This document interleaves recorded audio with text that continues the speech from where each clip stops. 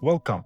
Today we are breaking down the governance model of STON.fi, one of the leading decentralized exchanges on the TON blockchain, and reviewing the latest data from the governance digest. Before we look at recent updates, we need to understand what the STON.fi DAO is and how it actually works. DAO stands for Decentralized Autonomous Organization. In traditional finance, a board of directors makes the decision. In a DAO, the control is handed over to the community. For STON.fi, this means that the future of the protocol, token structures, protocol integrations, and treasure management is determined by its users. So, how do you actually get a seat at this table? It all revolves around the STON token. To participate in governance, users must stake their STON tokens. When you lock your STON in the smart contract, you receive two district tokens in return, ArkenSTON and GameSTON. Here's why this dual token system matters. ArkenSTON is a soul-bound token.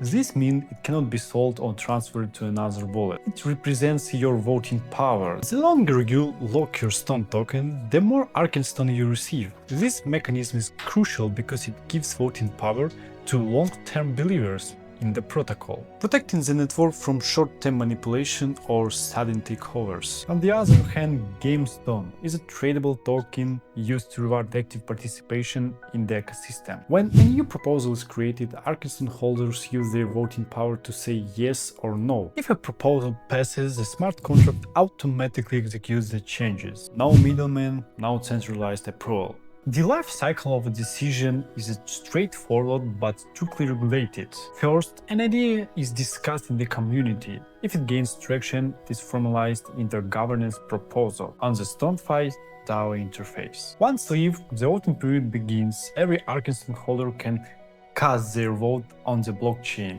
The process is completely transparent. Anyone can audit the votes in real time. So let's look the latest governance statute digest over the past 7 days. The DAO finalized 2 governance proposals. The result?